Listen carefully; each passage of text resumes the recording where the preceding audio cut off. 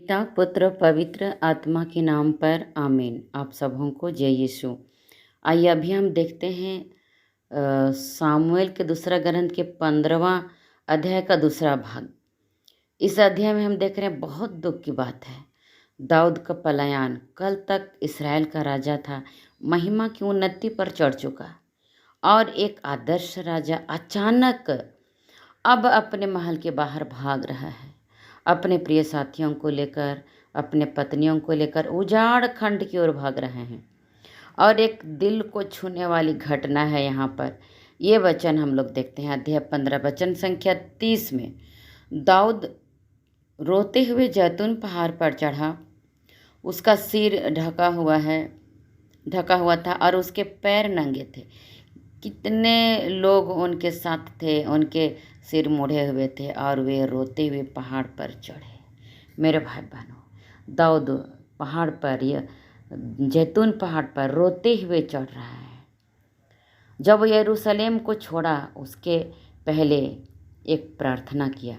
और वो प्रार्थना क्या है, वचन संख्या 25 और 26 में हम लोग देखेंगे। इसके बाद राजा ने सादोक से कहा, ईश्वर का मंजूसा नगर में वापस ले जाओ। यदि मैं प्रभु का कृपा पात्र होऊंगा तो वह मुझे वापस ले आएगा और मुझे अपने को और अपने निवास स्थान को पुनः देखने देंगे। और यदि वह कहेगा कि मैं तुमसे प्रसन्न नहीं हूँ तो मैं उसके लिए भी तैयार हूँ। वह मेरे साथ जैसा चाहे जैसा करे वैसा करे, सब कुछ वो ठीक समझेगा। मेरे भाई बहनों, यहाँ पर क्या कहता है, मंजूसा के लिए वो चिंता करता है कि मंजूसा अब कहाँ रहेगा। लेकिन वो मंजूसा को सादोक को कहकर यरूशलेम में भिजवा रहा है, नगर में। और वो कहता है अगर प्रभु की इच्छा होगी तो मैं आकर के अपने नगर में फिर से मैं प्रभु का दर्शन करूँगा। ऐसे कहते हुए भाग रहा है। देखिए, अपने निवास को देखने के लिए फिर से प्रभु अगर मुझको भेजेंगे तो मैं आ सकता हूँ। लेकिन वो जैसा करना चाहे वैसा ही मेरे साथ करे, तो मैं उनके दंड को मैं सहन करने के लिए तैयार हूँ। और कहता मेरे साथ जैसा करना चाहे, जैसा उचित समझे वैसा ही करे। क्योंकि दाऊद अपने दिल के अंतरतम को जानता था कि मेरे साथ ये जो होना अनिवार्य है, मैं उसी के लायक हूँ, मैं इसका कारण मैं हूँ। मैंने अन्याय किया। वो दिल खोलकर और फूट फूट कर रोया। मेरे भाई बहनों, स्तोत्र ग्रंथ 51 में हम देखते हैं कैसे रोता है, उसका दिल का दुख को व्यक्त किया है ना। और मेरे साथ और आगे क्या हो रहे हैं उसको भी बताता है। ये सब उचित है, कहता है दाऊद। मैंने उसके लिए पाप करते हुए मैंने अपने ऊपर विपत्ति बुलाई है ना। उसका मैं अब भोग रहा हूँ, स्वीकार करता है। उसको सहने के लिए ये विचार अपने मन में था और सहता है वो।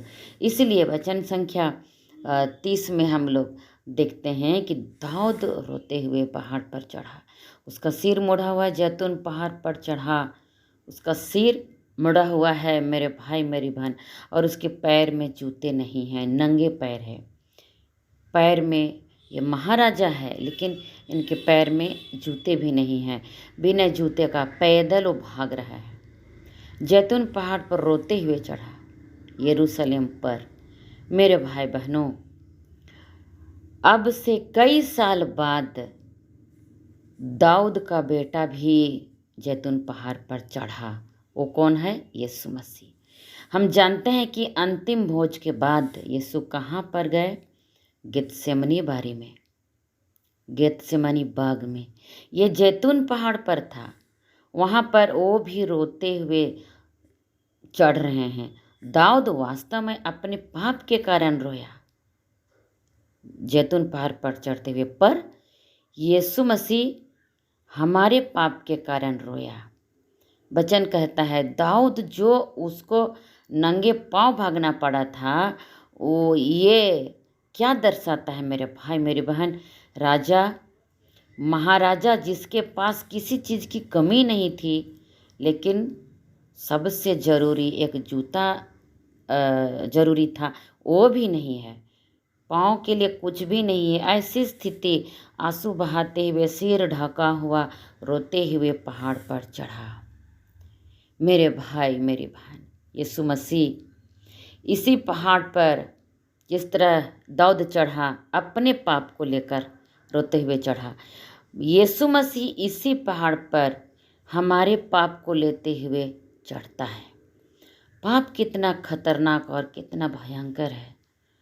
पर एक परिवार के एक व्यक्ति पाप करता है तो सारे परिवार को, समाज को, गांव को, अपने साथियों को, है ना, परिवार के सभी लोगों को पाप समेट लेता है। दाऊद के पाप ने दाऊद को महल से निकाल दिया। हमारे पाप ने यीशु मसीह को जैतून पहाड़ के ऊपर पहाड़ पर चढ़ा दिया। कलवरी पहाड़ वहाँ पर चढ़ा दिया हमारे पाप ने। कारण जो पाप करता है पाप का गुलाम हो जाता है। हम लोग सभी कोई पाप के गुलाम में थे मेरे भाई मेरी बहन। पाप के रस्से में हम लोग बंधे हुए थे, पाप में हम लोग जकड़े हुए थे, गुलाम में थे, पाप का गुलाम बन गए थे।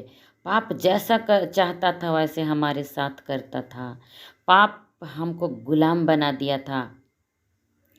और एक दिन हम देखते हैं इसी पाप को छुटकारा देने के लिए प्रभु हमारे पाप को अपने कंधे पर लेकर के उसको छुटकारा देने के लिए जैतून पहाड़ पर चढ़ा।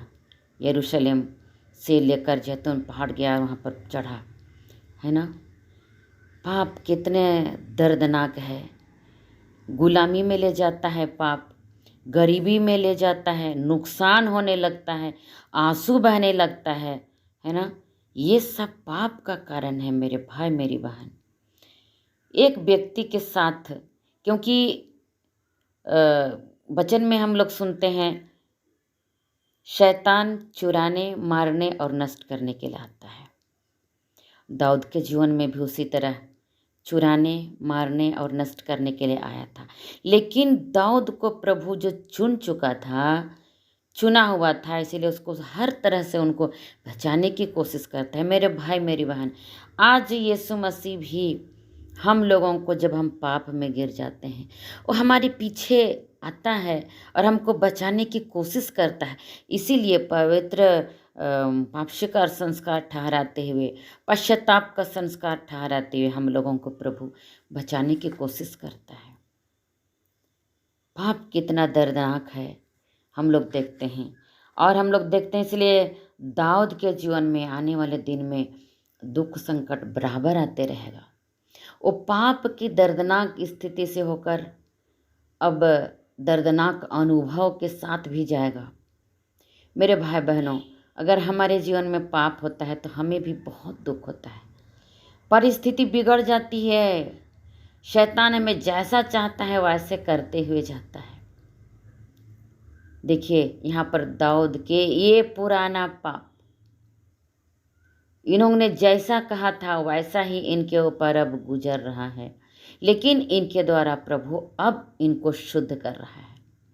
प्रभु वहाँ पर क्षमा दिया, लेकिन उसका शुद्धिकरण अभी प्रभु कर रहा है इस पश्चाताप के द्वारा, इस दुख के द्वारा। दाऊद उसको प्यार से स्वीकार कर रहा है। वो कहता है कि मैंने पाप किया है, मैं इस लायक हूँ। घृणा मन में नहीं रखता है और सहते जाता है। भागते समय क्या बोला मेरे भाई मेरी बहन, यह कहता है उसकी इच्छा पूरी हो, ईश्वर की इच्छा पूरी हो, वो जैसा समझे मेरे साथ वो करने दे, मुझे कोई शिकायत नहीं है, ऐसा कहता है।